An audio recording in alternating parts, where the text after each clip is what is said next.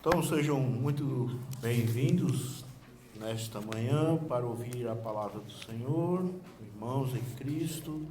Nós temos um texto lá, como em Isaías, no profeta Isaías, capítulo 6, do versículo de 1 a 10.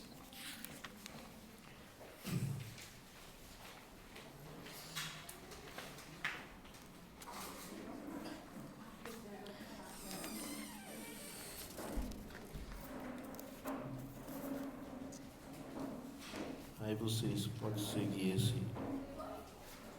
organograma aí.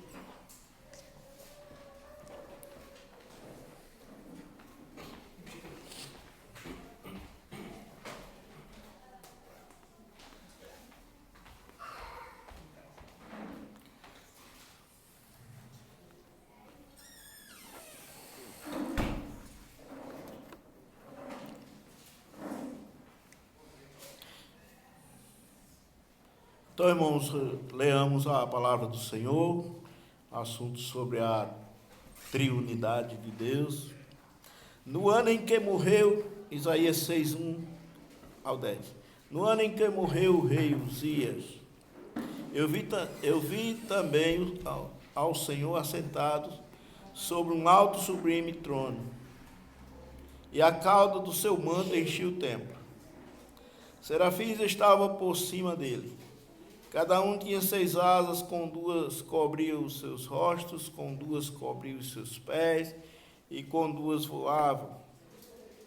E clamavam uns aos outros, dizendo: Santo, Santo, Santo é o Senhor dos exércitos, toda a terra está cheia da sua glória.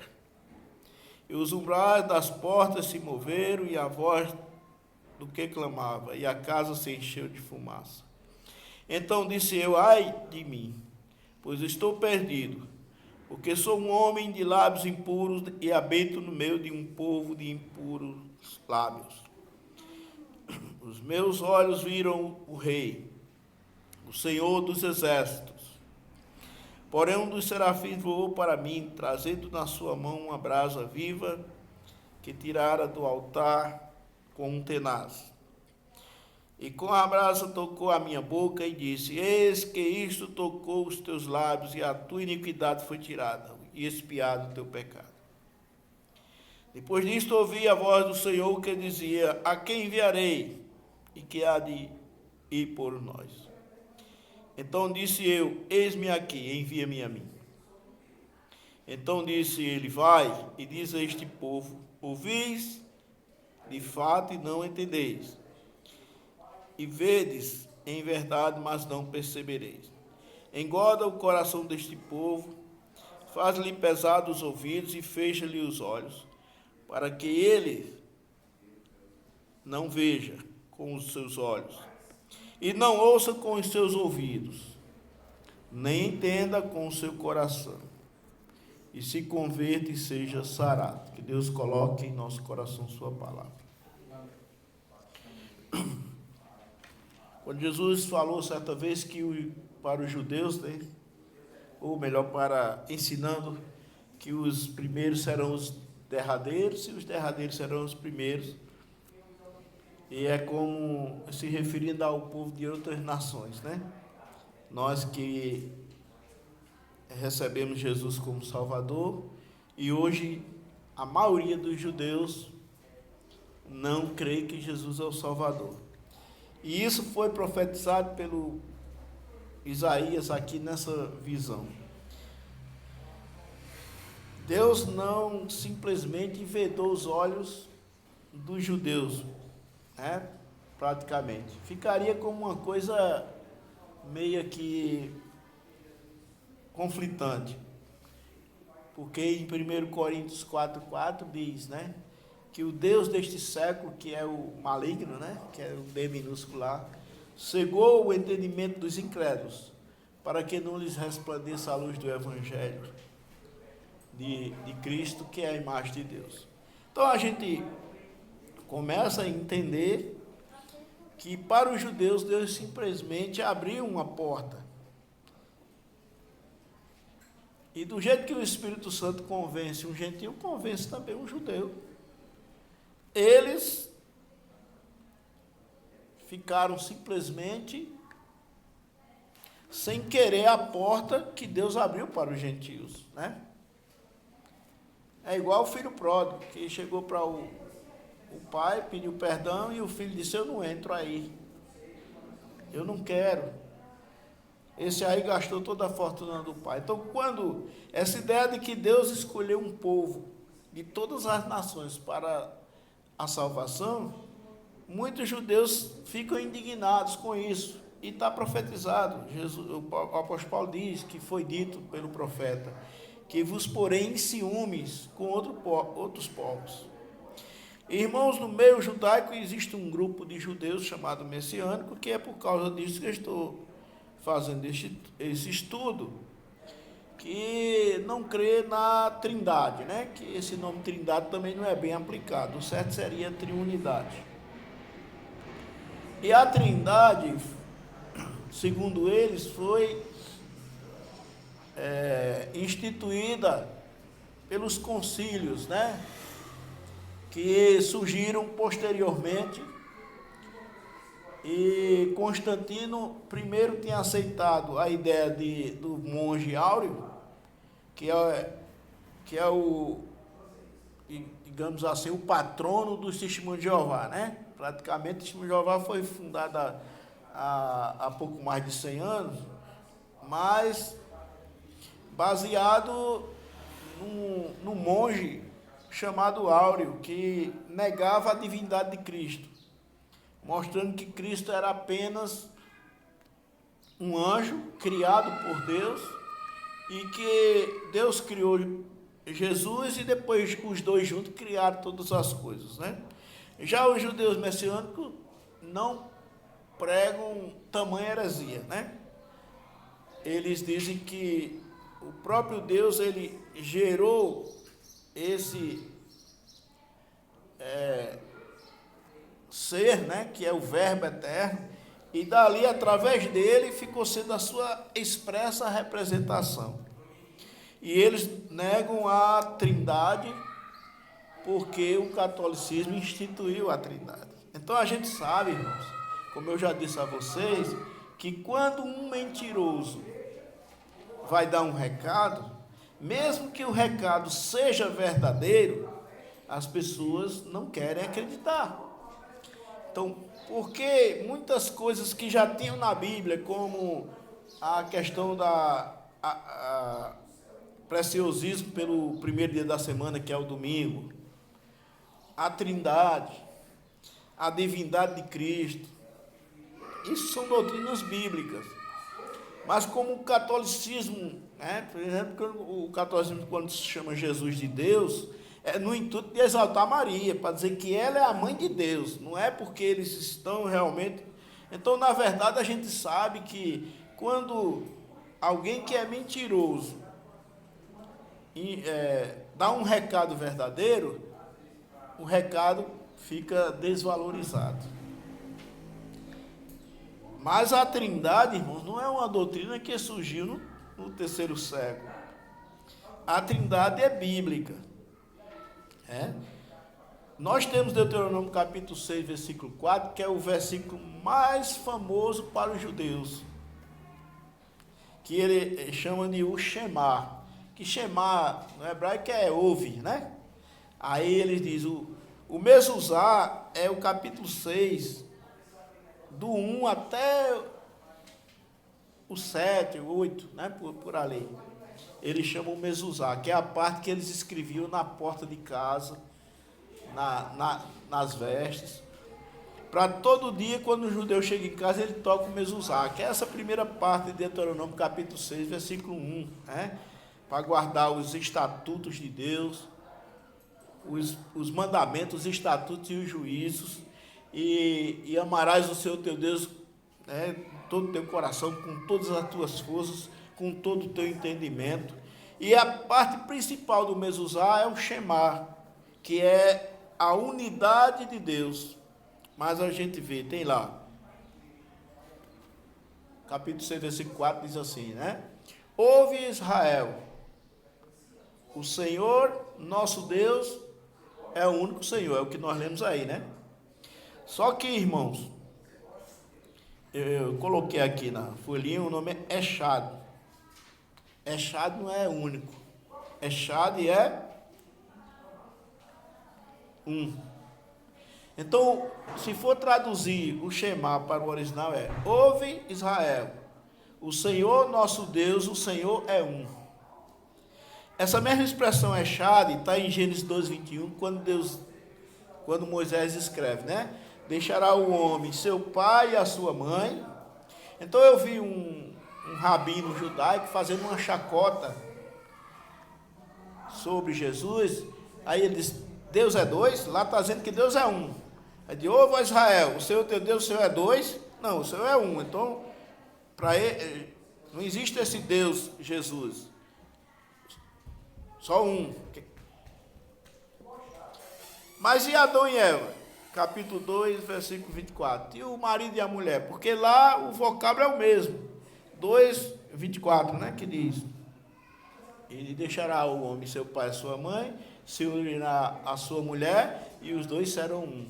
Echad, um. É dois, mas os dois são um. Lá no Shema é: ouve Israel, o Senhor, aí o nome de Deus uma vez. Teu Deus, o nome Elohim, que é Deus outra vez, né? O Senhor, terceira vez, o Senhor é um. Então nós vemos aí que Deus é um. Mas ali o nome de Deus está sendo citado 3 vezes.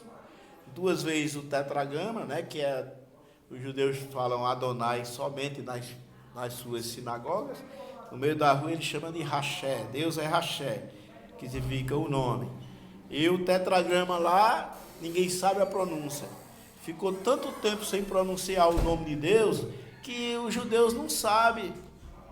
Diz que um judeu, vi lá num vídeo, o judeu deu uma escorregada falando sobre tatuagem e dizendo: quer dizer que você vai estar na sua mão, eu amo Yahu. Aí ele citou o nome de Deus sem querer, porque eles sabem que é Yahué, né? Mas eles não dizem, eles preferem chamar de Adonai, que é Senhor.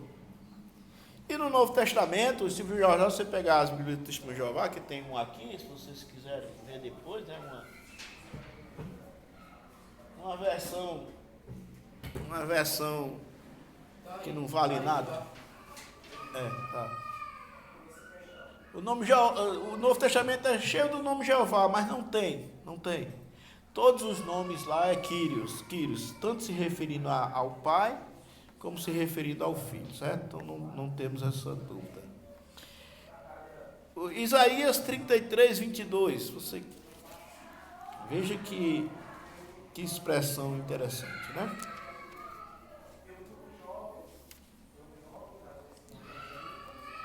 Aí diz aqui, ó: porque o Senhor, aí no original tem um tetragrama, mas que seria Yahweh, né? Yahweh é o nosso juiz, Yahweh é o nosso legislador, Yahweh é o nosso rei. Eu não estou citando aqui, mas é bom falar. É Adonai mesmo, o Senhor, né?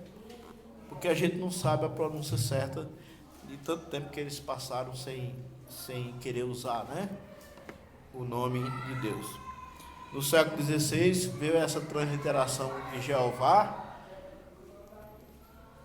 que o Testemunho de Jeová usa muito, né? Mas a gente sabe que foi um teólogo católico no século XVI, que aí o Papa Leão, né, que foi o algoz de Martinho Lutero, adotou esse nome Jeová, certo?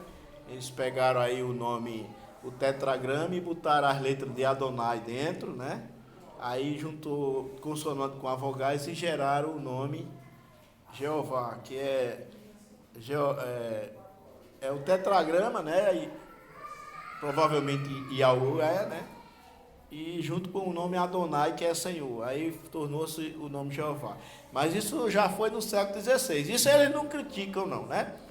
Foi a Igreja Católica que instituiu esse nome Jeová. Mas a Trindade eles são contra, porque dizem que querem que tenha sido a Igreja Católica, né? Veja que são 2 pesos, 2 medidas. Então aqui nós temos dizendo que o Senhor, uma expressão tripla, né? O Senhor é o nosso juiz, o Senhor é o nosso juiz. Quem é o juiz, irmãos? Que a Bíblia diz lá no Novo Testamento, né, em João 5, 22, diz: o Pai a ninguém julga, mas deu ao Filho todo juízo. O juiz é Jesus. O Senhor é o nosso legislador, que é quem faz as leis, quem inspira, impulsiona os homens a escrever, o Espírito. E o Senhor é o nosso Rei, Ele nos salvará. Então, irmãos, Deus é um, mas existe aí 3 pessoas, né, distintas uma das outras. O texto de Isaías, nós vamos chegar aqui, né? No Novo Testamento, alguém tiver alguma interrupção a fazer, possam fazer, né? Para perguntar.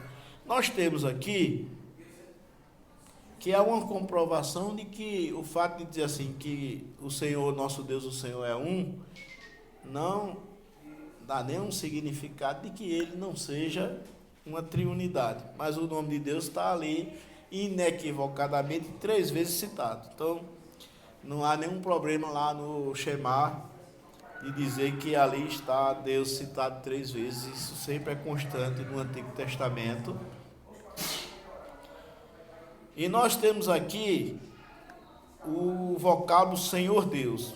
Se você analisar, no Gênesis 1, Deus é chamado somente de quê? De Deus. Gênesis 1. É só Elohim. No princípio criou o vocábulo hebraico Elohim, Deus, os céus e a terra. E você só vê o nome de Deus aqui. Deus, Elohim. Então no versículo 1 tem Deus, 2 tem Deus, né? Versículo 4, 5, todos os versículos praticamente que aparece o nome. E aliás, irmãos, é difícil não ter o nome de Deus aqui em todos os versículos. Só não tem no versículo 13. Mas do 1 ao 12 tem o nome de Deus em todos os versículos, só Elohim. E aí começa. Então, o vocábulo Elohim, que é o nome, dizem que é plural, outros dizem que é um nome coletivo, né? É como se fosse deuses, é no plural. Para ficar no singular teria que ser Eloá. Mas note bem em Gênesis 2 o que é que acontece. Nós não vamos ler do 2 ao 27, eu citei aqui para vocês somente, para você ver que Moisés, no capítulo 2, ele começa a usar o nome Senhor Deus, ou melhor, o tetragrama é Elohim, né? Adonai Elohim. Então, no capítulo 2, a partir do versículo 7, Moisés começa a usar simplesmente: e formou o Senhor Deus o homem. Já não é mais só Deus, né? Adonai Elohim. O versículo 8, e plantou Adonai Elohim um jardim. Gênesis 2, 8. Então Deus começou a usar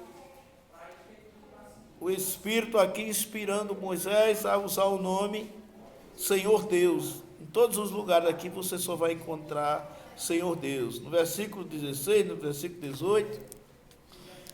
Por que eu quero mostrar isso, irmãos? Aqui no Novo Testamento, esse nome foi dividido. Senhor Deus, né? No Novo Testamento. Em 1 Coríntios 8,6 diz assim: para nós há um só Deus e Pai. Então Deus ficou para o Pai. E ele diz: e um só Senhor, Jesus Cristo. Capítulo 8, versículo 6.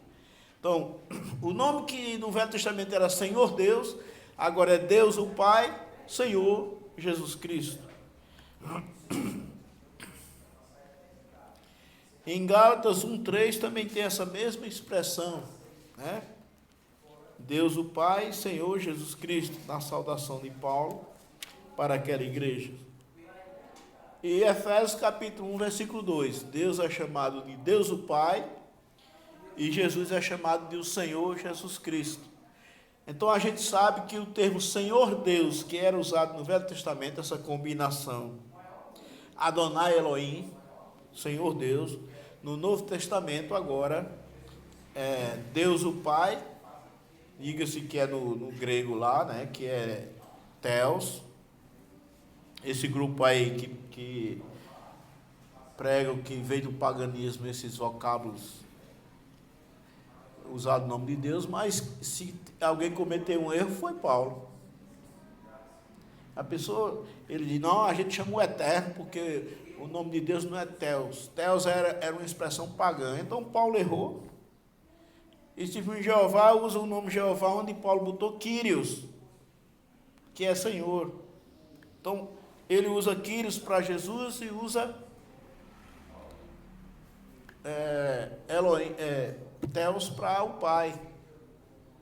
Então, não há o que discutir com relação a essa combinação do Velho Testamento, né? Dificilmente no Novo Testamento vai aparecer o nome Senhor Deus, a não ser fazendo uma citação do Velho Testamento.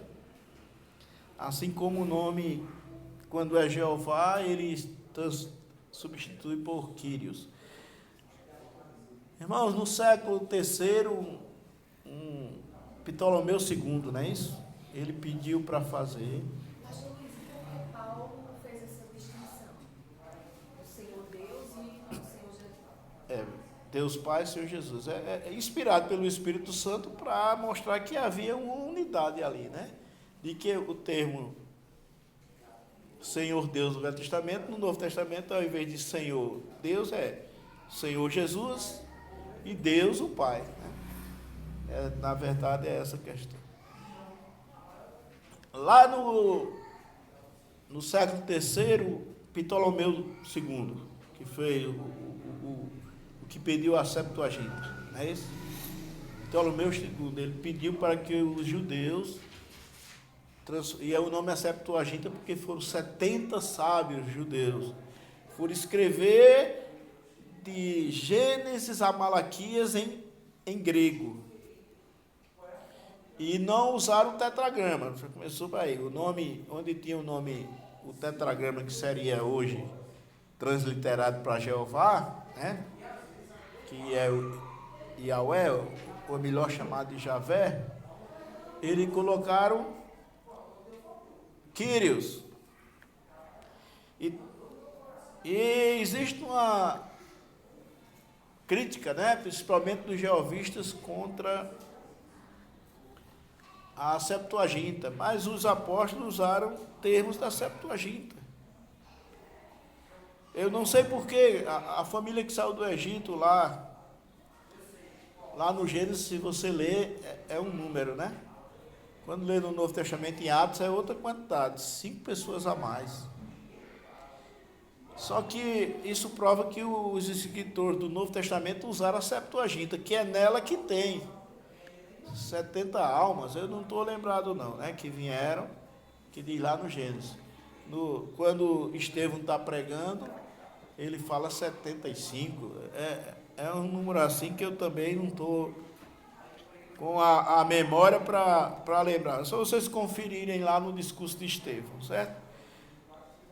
Agora, o porquê aí a gente não sabe, né? Essas razões. Tem algum problema com relação a essa questão do esfacelamento do nome, né? Senhor para Jesus e Deus para o Pai, né? Não tem. A gente sabe que essa separação foi por inspiração do Espírito Santo. Outro texto que já foi mostrado aqui, no capítulo 12 de Coríntios, na questão dos dons, a gente já viu que a Trindade está envolvida também. Então, no capítulo 12 de 1 Coríntios, versículo 4 ao 6, diz o seguinte, né? ora, há diversidade de dons, mas o Espírito é o mesmo. Veja bem que o Espírito, né, o jeovista diz, o Espírito Santo não é Deus. Aliás, ele não é nem uma pessoa, ele é só uma força, um poder, certo? Mas, irmãos, na Bíblia mostra que uma pessoa, qual é os atributos de uma pessoa? Pensamento, sentimento e vontade. Esses 3 atributos o Espírito Santo tem, né? A Bíblia diz, não entristeçais o Espírito Santo de Deus. Então ele entristece, né? Tiago, no discurso lá em Atos 15, diz, coube a nós e ao Espírito Santo escrever para... Então o Espírito Santo tem vontade.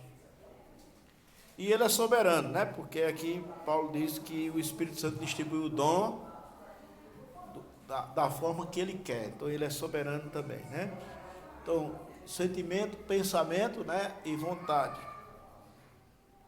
Em capítulo 4 de 1 Coríntios, o apóstolo Paulo diz, o Espírito expressamente diz que nos últimos dias apostatarão alguns da fé. Então o Espírito expressamente diz, né? Então ele tem, na verdade, o pensamento e fala, né? Lá no Apocalipse diz, e o Espírito diz, né? Então, essa doutrina de que o Espírito Santo não é sequer uma pessoa, já fica fora do entendimento do Novo Testamento, certo? Mas a gente sabe que existem vários grupos aí, os unicistas, diz que o Espírito Santo, o Pai e o Filho é uma pessoa só, né? Esse é os unicistas, né? Esse grupo aí do profeta da era, né? De William Branham, um que diz que é profeta, né? Eles são os unicistas. Existem os grupos Testemunho de Jeová que diz que Jesus foi criado e que o Espírito Santo é apenas um vento. Então, para eles também não existe triunidade. E essa terceira via de judeus messiânicos, né, de amigos da Torá, né, que é um grupo de judaizantes aqui que tem aqui em Campina Grande também, eles diz que Jesus é apenas o Filho de Deus, né? E que Deus praticamente produziu ele antes de fazer todas as coisas, né? Ele não disse que ele foi criado como o Testemunho de Jeová, mas disse que foi uma espécie de protótipo de Deus. E os judeus messiânicos dizem que Jesus não é nem para ser adorado. Nós vamos ver isso aqui, né, também. Então, irmão, já abriu no capítulo 12, versículo 4, diz assim, ora, a diversidade de dons, mas o Espírito é o mesmo. Versículo 5, há diversidade de ministério, mas o Senhor é o mesmo. E há diversidade de operações, mas é o mesmo Deus que opera tudo em todos.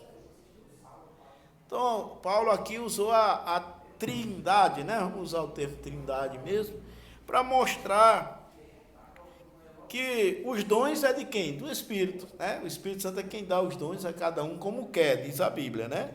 Que a Bíblia diz que mostra que ele é soberano, né? Então, veja aqui o versículo 11, que diz, mas um só é o mesmo Espírito,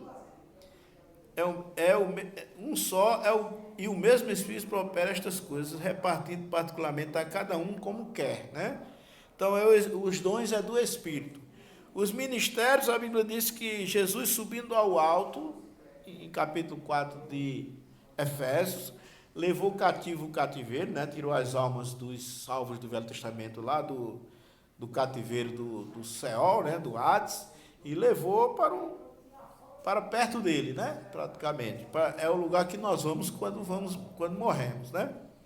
Levou cativo o cativeiro e deu dons aos homens, e deu uns para apóstolos, outros para profetas. Esses ministérios é por conta do Senhor, né? Que aqui está mostrando que há diversidade de ministério, mas o Senhor é o mesmo. E a diversidade de operações, né? As operações, os sinais, porque lá em Atos capítulo 2, né? 43, né, diz que pela mão dos apóstolos, Deus fazia muitos sinais e prodígios, né? Mas é pela mão dos apóstolos, né? Então, assim, as coisas prodigiosas é coisa de Deus, né? Praticamente. Então, vamos aqui entrar nesses detalhes. Então, a Trindade está envolvida nos dons. Agora vamos ver uma questão de Isaías 6,10.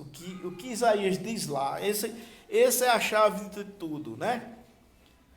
Eu estive olhando no livro da Testemunho de Jeová que eles chamam de Bíblia e não conseguem negar isso. Eles não conseguiram falsificar, porque tem coisa que eles conseguem falsificar, né? Mas isso aí eles não conseguiram. Então, Isaías 6,10... A triunidade é muito interessante, porque se as pessoas não creem em toda a verdade do Novo Testamento, fica em dúvida a questão da salvação dessa pessoa. Mas não é porque essas pessoas creem nisso que eles não são salvos. É porque todas essas seitas que fogem da doutrina do Novo Testamento, eles creem em salvação por obras, né? Que a gente sabe que tem pessoas que, como os católicos, que tem que fazer boas obras para se salvar, e tem esses grupos, né, que tem que fazer boas obras para se manter salvo. De todo jeito é salvação por obras. Então, por isso que eles pecam nas outras coisas. Os desvios doutrinários é só consequência para o que Jesus disse: pelos frutos vocês conhecem. Hoje eles resistem à verdade, né? Como a Bíblia diz, como James e Jambres resistiram à verdade, resistiram a Moisés, estes resistem à verdade. Eles começam a dizer o que a gente diz também. Tem alguns grupos, não, eu creio que a salvação é eterna, porque eles é uma forma de resistir mais profundamente. Então, como foi que James e Jambres resistiram a Moisés? Moisés fazia um milagre e eles faziam uma mágica. A mágica não era igual, porque a serpente de Moisés engoliu. Mas para Faraó, Moisés era apenas um mágico, ilusionista. Perdeu o valor. Eu me lembro uma vez que eu estava assistindo o Fora de Série no Silvio Santos e o rapaz pegou um copo, botou numa peça assim, triangular, botou um copo aqui cheio d'água e ficou, né? Aí rodou. E a água não derramou. Na verdade, ali é a questão da lei da velocidade, da inércia, né? A água, aí, só que o Sérgio levantou-se lá, o gaiatinho, e foi, e então ele conseguiu fazer uma vez só, mas depois derramou. Aí o camarada disse: eu não vou dar 300 não, porque o Sérgio fez do mesmo jeito.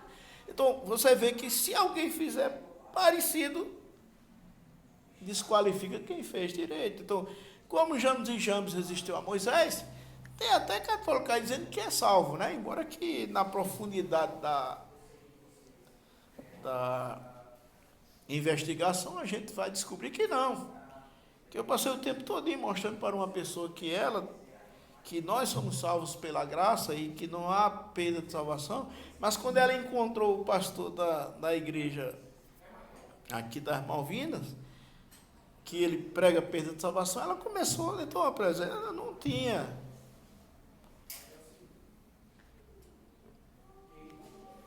Então, na hora eles vão resistir, como James e Jambres. Então, Paulo disse, né, como James e Jambres resistiram a Moisés, estes resistiram à verdade, querendo imitar a verdade, né, para não sair dali. Mas o desvario destes será manifesto como foi daqueles, dos magos, né? Quando foi na praga dos piolhos, cadê eles fazendo? Não conseguiram. Vai chegar um momento que ele não vai acompanhar. E esses feitos dessas seitas, justamente essas doutrinas erradas, mostrando que eles, os judeus messiânicos, eu vi na questão de eles citando o texto, senão para você não perder a sua salvação. Quer dizer, eles pregam perda de salvação.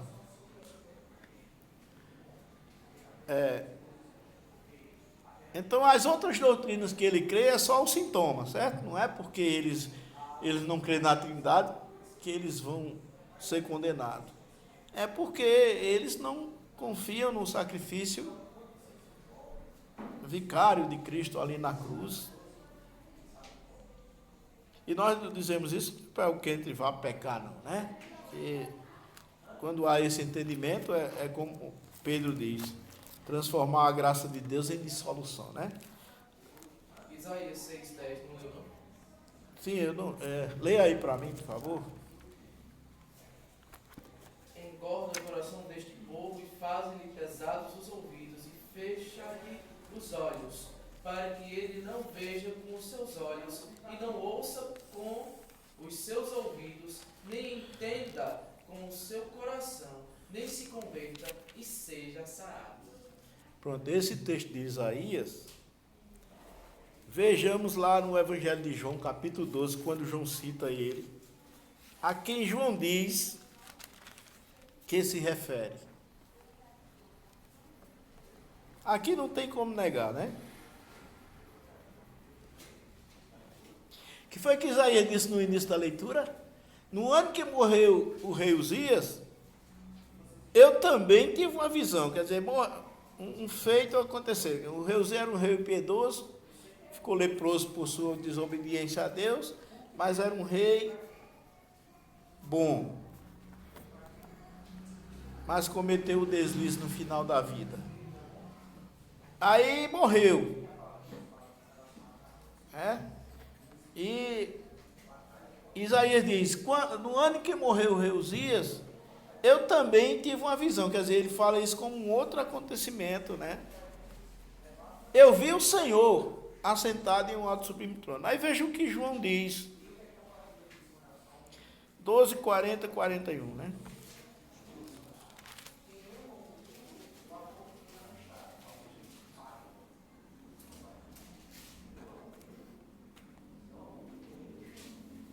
Olha, o versículo 37 diz, ainda que ele tinha feito tantos sinais diante dele, não criam nele. Olha, os sinais que ele fez, mas mesmo assim eles endureciam, né? Aí o versículo, por isso, 39, por isso não podiam crer. Então Isaías disse outra vez, porque ele citou que Isaías disse a primeira, que foi em Isaías 53. Mas esse do capítulo 6... Aí diz, cegou-lhes os olhos, endureceu-lhe o coração, a fim de que não vejam com os olhos, e compreendam no coração, e se converta e eu os cure. Isso está lá, né? Nós lemos lá. Aí o que é que diz o 41? Isaías disse isto quando viu a sua glória e falou dele. De quem? De Jesus. Então, Isaías viu a glória de quem? De Cristo, né?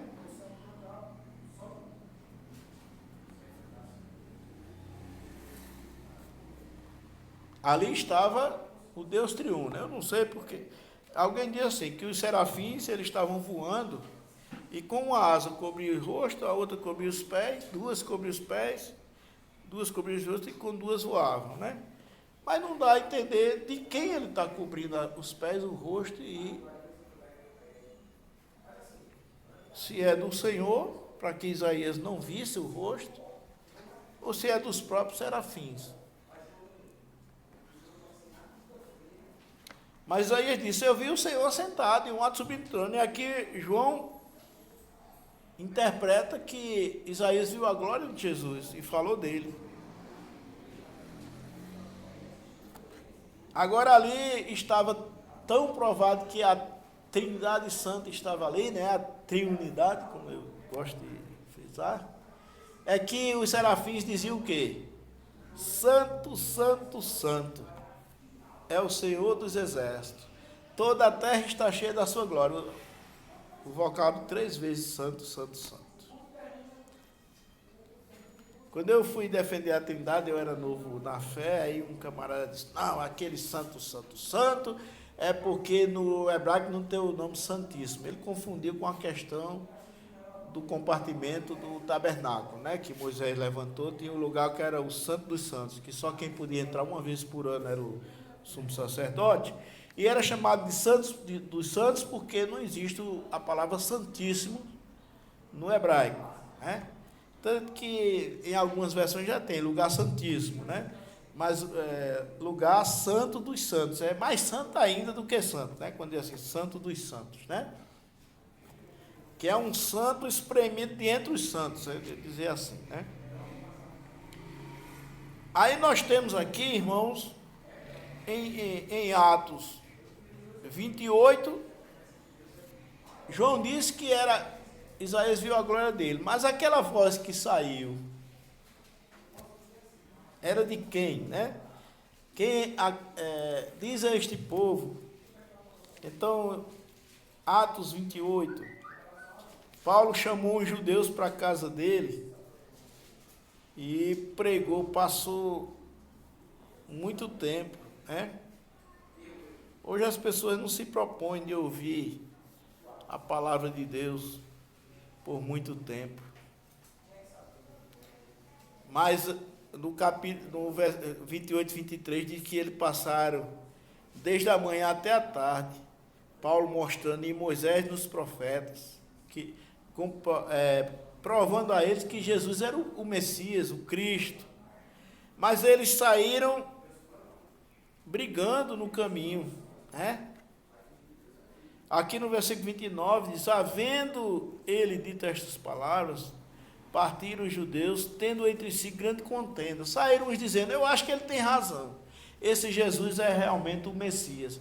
E eu disse: que nada, rapaz, está ficando doido, que Messias, que nada, esse Jesus, o Messias não era para morrer não, era para ficar para sempre. Então, é aquela questão.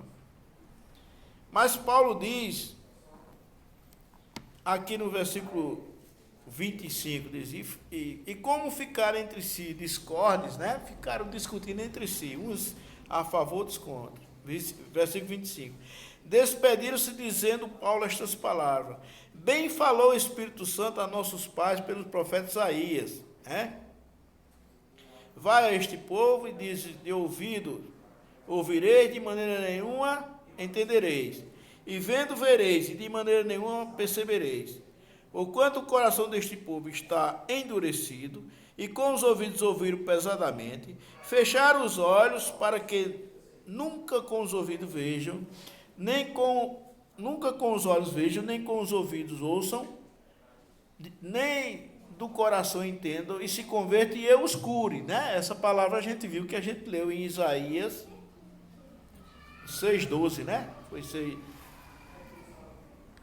6,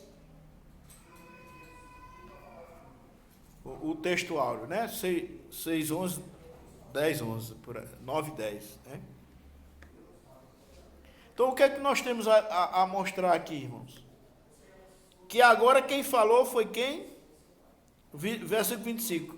E como ficaram entre si discórdia, despediram-se, dizendo Paulo estas palavras: bem falou o Espírito Santo a nossos pais, pelos profetas Isaías. Então, ali estava a triunidade. Aquela visão de Isaías foi uma visão completa, né? Ele viu, o nome de Deus é Javé, né?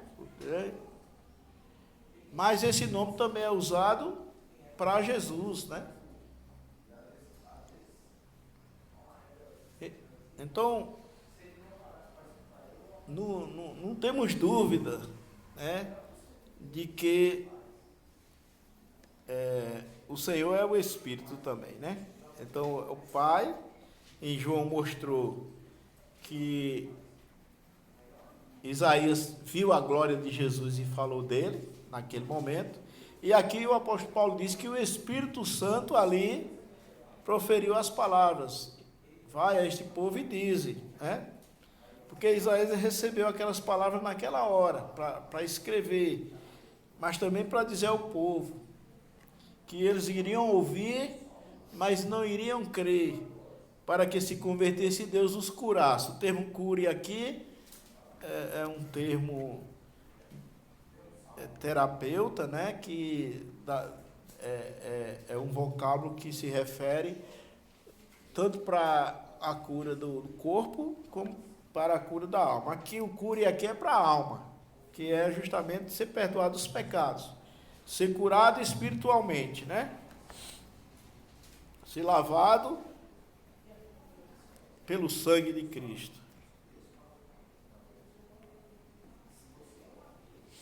Então, não temos nenhuma dúvida de que a citação de João, e João deu mais a explicação. Paulo não deu explicação aqui, disse apenas que foi o Espírito Santo, porque esses judeus aqui ainda não eram crentes. Mas João não, João já estava escrevendo para pessoas crentes, que não ia ter problema nenhum. E outra, irmãos, tem uma coisa diferente. Mateus, Marcos e Lucas tem uma mensagem diferente, né, de João. Porque quando João escreveu, Jerusalém já tinha sido destruída e os judeus tinham sido dispersos, né? Já não tinha mais essa força de perseguir quem era crente, né? Por isso que João, o Espírito Santo fez João mais ousado em mostrar Jesus divino, como em capítulo 1, versículo 1, no princípio era o Verbo estava com Deus e o Verbo era Deus. A última parte agora é o Espírito aqui, em 3,17 de 2 Coríntios, sabe o que diz lá? Diz expressamente, se você pegar o livro de Jeová, sabe o que é que tem lá? Jeová é o Espírito. Então, até eles dizem, né? Sem crer. Não tinha como falsificar, né? Quando eles querem falsificar, ele bota entre parênteses um negócio lá e dá uma explicação troncha.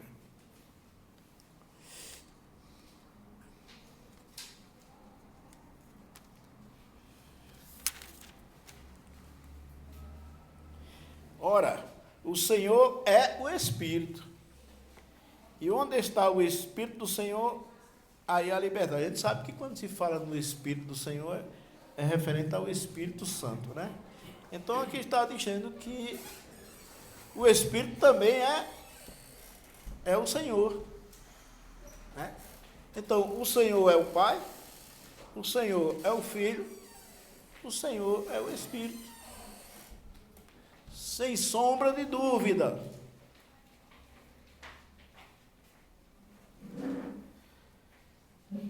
Eu escutei pela boca do judeu messiânico que não é para adorar Jesus, né? É para adorar somente ao Pai.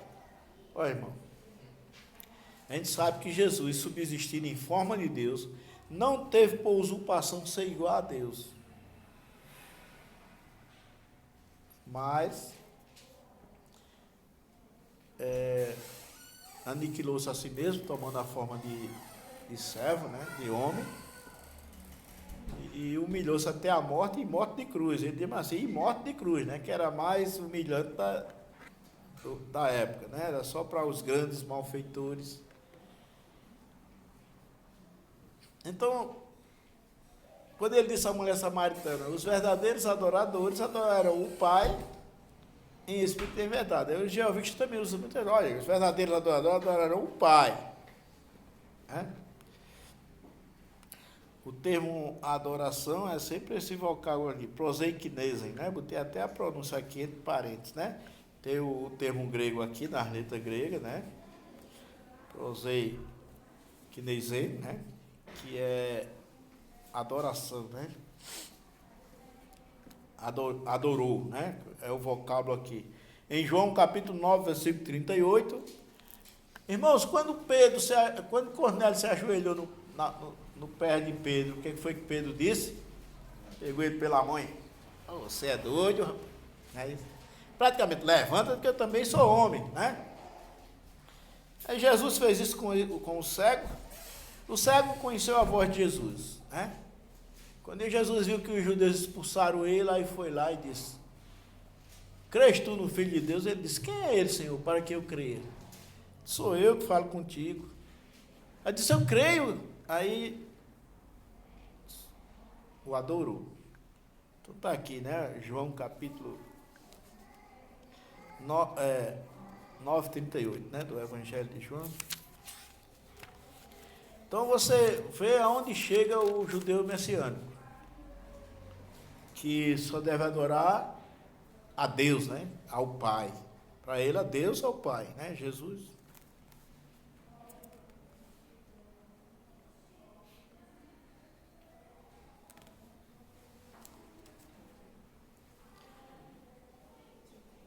E aí o versículo 37, Jesus lhe disse, tu já o tens visto, é aquele que fala contigo. E ele disse, creio, Senhor, e o adorou, né? Aí esse vocábulo aqui, no passado, né? E o adorou, é justamente onde está esse verbo aqui do grego,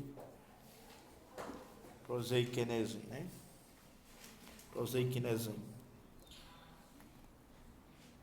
Agora, irmãos, mesmo como filho do homem,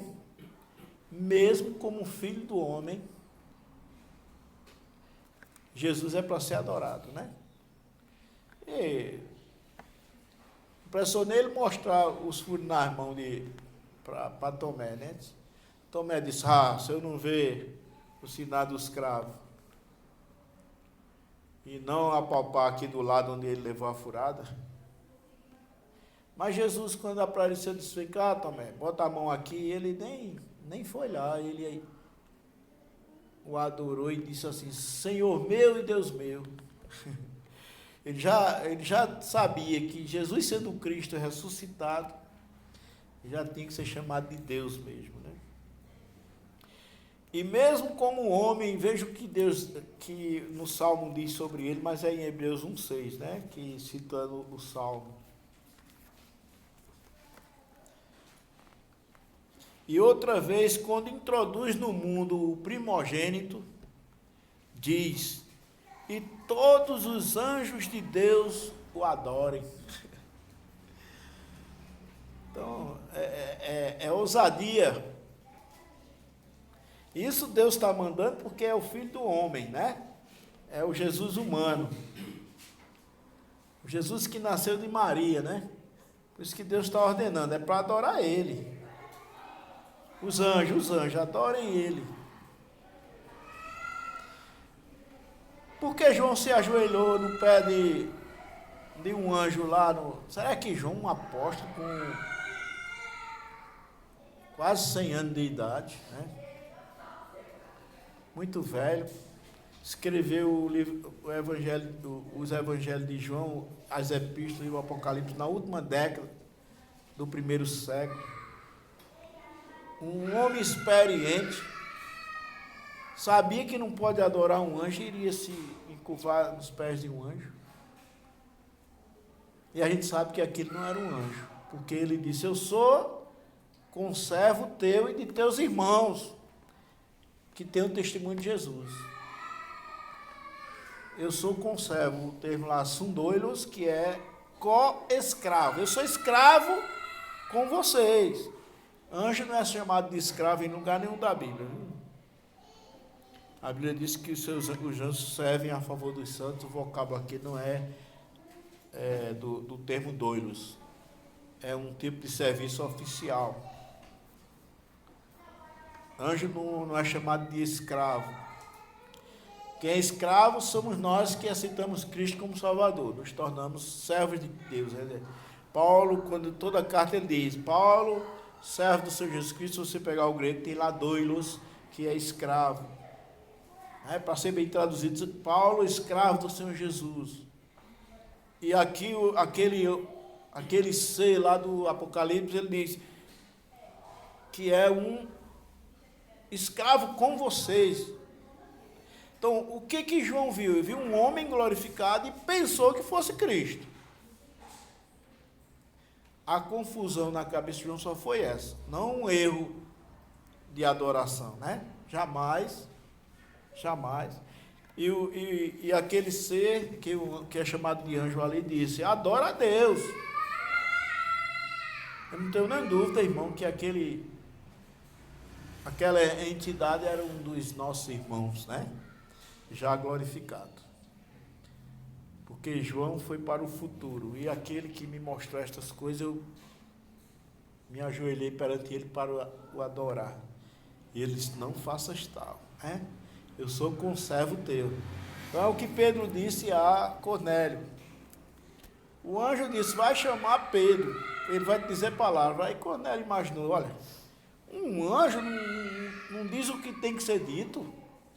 Mandou buscar esse tal de Pedro. Esse tal de Pedro deve ser o cara mesmo, né? Como na linguagem de hoje. Foi Pedro chegando e ele caindo de joelho nos pés de Pedro. E Pedro levantou ele e disse: levanta-te, porque eu também sou homem, né? Então, irmãos, é apenas uma advertência, porque a ladainha dos que são contra a triunidade, eles usam como argumento, é a mesma coisa desse pessoal que usa o nome de Jesus de Yeshua ou Yahushua, e não usa o termo Jesus, porque acha que está blasfemando o nome de Jesus, né? Tem que usar Yeshua, né? Se Paulo traduziu para o grego de Jesus, né? Que na transliteração português, em muitas línguas, é tudo Jesus. Então o erro foi de Paulo, né? Aí eles dizem: não, é porque o paganismo, aí sempre usa isso. A trindade, o inferno, tudo isso são doutrinas que vieram. Não. O que veio do paganismo, do catolicismo, foi só a transliteração, né? Por exemplo, inferno eles substituíram pela palavra Hades, Sheol. Então eles sempre estão usando esse negócio, porque aí vai mexer com a cabeça das pessoas. Mas a Escritura já comprova a existência da Trindade, até no Velho Testamento. Só que era oculto aos olhos dos judeus. Eles não viam porque o nome de Deus era usado triplamente, né? Eles não entendiam essa questão. Amém? Amém. Então Deus abençoe todos. Avisando, irmão, temos folheto ali, quem quiser pegar folhetos para distribuir.